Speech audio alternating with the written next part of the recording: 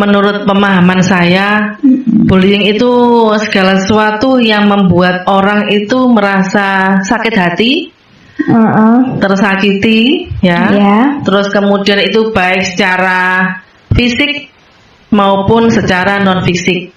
Maksudnya secara tindakan maupun secara ucapan itu.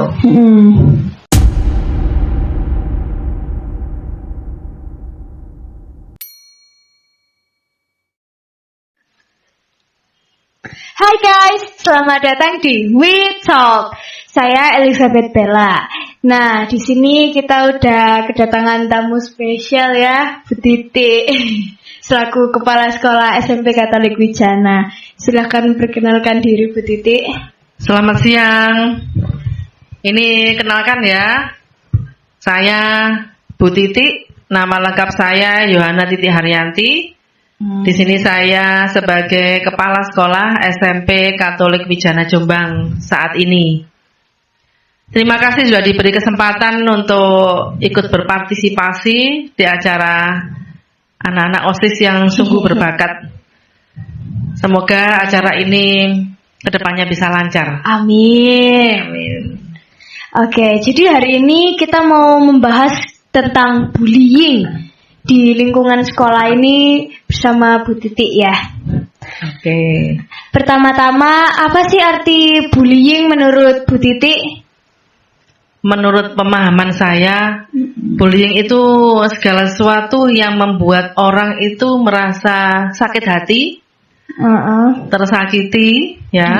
Terus kemudian itu baik secara fisik maupun secara non fisik. Maksudnya secara tindakan maupun secara ucapan itu. Oke. Terus habis itu menurut pemahamannya Bu Titi, penyebab-penyebab dari bullying itu apa aja? Penyebab bullying macam-macam, mungkin dari keisengan anak-anak. Kemudian dari lingkungan orang tua, lingkungan sekitar yang mendukung dia menjadi dalam tanda kutip seorang yang suka membuli. Oke, jadi ada sangkut pautnya dengan lingkungan keluarga sama lingkungan sekolah juga ya Bu? Iya, betul. Oke, kalau misalnya dia pembuli nih di SMP, apakah menurut Bu Titi itu akan terus berkelanjutan gitu gimana? Atau ke depannya maksudnya. Saya kira kalau diberi kita menempatkan dia di posisi yang benar, artinya ada pengarahan, ada pembinaan, pasti nanti akhirnya tidak akan menjadi yang membuli terus. Jadi dia akan merasa sadar menempatkan dirinya sendiri sebagai korban. Kalau dia jadi korban seperti itu mau tidak, suka atau tidak, nah kita posisikan dia seperti itu. Oke, kalau misalnya di sini ada yang kasus-kasus pembulian gitu nggak Bu di sekolah ini? Saya kira kalau di sekolah kita ada, tetapi tidak banyak. Tetapi kalau dari yang ada yang sedikit itu dibiarkan, nanti lama-lama menjadi suatu kebiasaan. Dan segala sesuatu dari yang kecil. Kalau tidak kita benahi, kita Bapak Ibu guru di sini dengan anak-anak sendiri sama-sama bergerak untuk membenahi diri sendiri, pasti tidak akan terjadi nol bullying di sekolah itu. Oke, apakah Bu Titi pernah melihat langsung gitu kejadiannya anak dibully atau mungkin bisa jadi guru yang dibully? Pernah, dengan sesama guru saya melihat sendiri. Karena mungkin selalu dianggap biasa ya. Dianggap biasa, sekedar olok-olok, kemudian tapi itu terus menerus. Akhirnya kalau Bapak Ibu guru mungkin masih bisa menahan diri ya, karena itu dianggap guyon teman saya. Tetapi juga tidak baik kalau diteruskan. Kalau dari sisi anak-anak ada, saya melihat sendiri dan pasti saya menekankan di sini teman-teman guru selalu yang dilihat dan dirasa perlu diambil tindakan, langsung silahkan ditindak. Bukan berarti dihukum, tetapi diajak untuk ngomong-ngomong. Kita ajak ngomong-ngomong. Kenapa sih kamu kok membuli? Kenapa kamu berkata seperti itu? Kalau kamu jadi dia bagaimana? Mau ndak? Nah, kita kembalikan ke empatinya. Ya, seperti itu. Terus waktu Bu Titi pas pada masa sekolah, Bu Titi masih sepantaran kita lah. Apakah pernah merasakan langsung atau melihat langsung? Terus habis itu kayak apa yang Bu Titi rasain gitu? Pas melihat langsung di sekolah gitu. Dulu waktu seusia kalian ya pernah merasakan. Saya sendiri juga pernah dibully. Ya mungkin karena dulu saya itu kurus ya. Nah, kemudian mungkin dibully.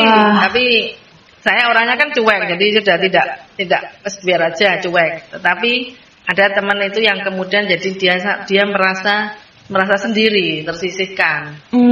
Karena yang dikatakan itu belum tentu benar. Itu. Iya.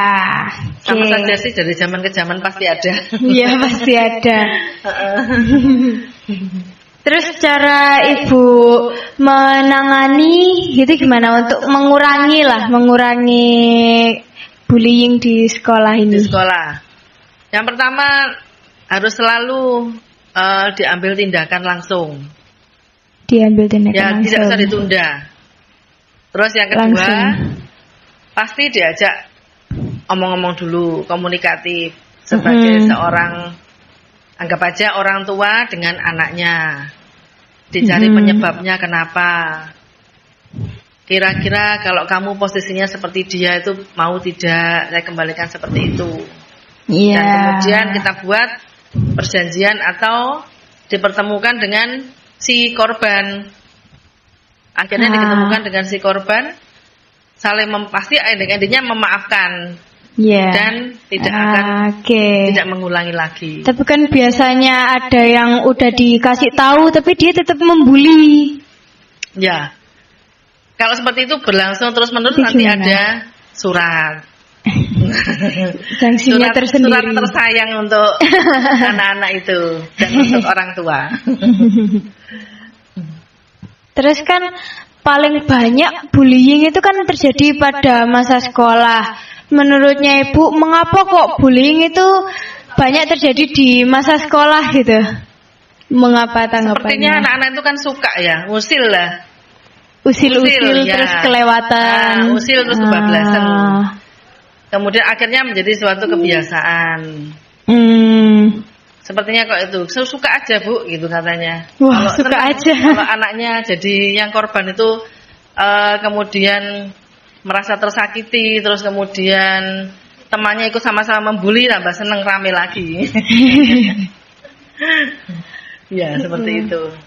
Oke. Terus hal-hal yang memacu siswa gitu untuk menjadi pelaku pembulian itu menurutnya Ibu apa aja? Ya, tadi kembali situasi mungkin lingkungan rumah dengan situasi lingkungan sekitar rumah, keluarga dan teman-temannya satu kelas mungkin mendukung, bisa juga. Mendukung. Ya, mendukung supaya dia ikut membuli sama-sama. Wes kok kompakan gitu. Ya. Apakah Bu Titi akan mengkoordinasikan kepada orang tua gitu, misalnya kan ada anak yang ngebully, jadi apakah Ibu akan ngomong ke orang tuanya atau emang bakalan disimpan sendiri sama Bu Titi, jadi Bu Titi yang ngomong langsung ataukah melibatkan orang tua juga? Pertama kalau di sekolah ya saya melibatkan wali kelas. Ya. Kemudian setelah itu dengan kerjasama dengan BK. Kalau seandainya itu masih perlu penanganan orang tua, dipanggil orang tua ya orang tua kita sepakati untuk diundang ke sekolah. Itu untuk menyelesaikan ini. Kalau tidak pun dari anak-anak sudah cukup ya sudah. Berarti bisa diselesaikan hanya lewat dengan anaknya saja. Oke. Dengan harapan anak itu menyadari kekeliruannya, kesalahan. Kalau di sekolah ini apa ada yang sampai dipanggil orang tuanya gitu karena dia menjadi pelaku pembulian? Pernah sih dulu, tapi karena akibatnya itu fisik ya. Akibatnya fisik, jadi harus ada saling memaafkan, terus tindak lanjutnya bagaimana. Ya awal mulanya pembulian. Itu hanya cekcok mulut, lok-lokan dan seterusnya akhirnya jadi fisik. Nah, fisik itu akhirnya dampaknya kan salah satu jadi korban itu. Itu. Oke. Terus apakah ada kasus lain gitu selain yang itu tadi? Sementara ini tidak ada sih, yang itu yang paling parah. Paling parah ya. Oke. Selama ini anak-anak kok diajak berbicara, teman-teman kalian bisa lah untuk kemudian menyadari. Wah, berarti di sini ya lumayan sedikit lah kasus pembuliannya, kondusif lingkungannya. Ya. Wah, oke. Makanya mungkin ayo sekolah di SMPK Wijana. Ayo guys masuk. boleh. Iya. Oke, mungkin sudah gitu saja podcast kali ini. Terima kasih ya Bu Titi sudah mau membagi pengalamannya, sudah mau ngobrol sama saya juga. Ya, saya juga terima kasih sudah diundang di acara kalian. Semoga sukses. Wah, amin. Semoga. Ya. Oke, nah teman-teman jangan bosan ya. Nantikan terus podcast kita We Talk. Terima kasih.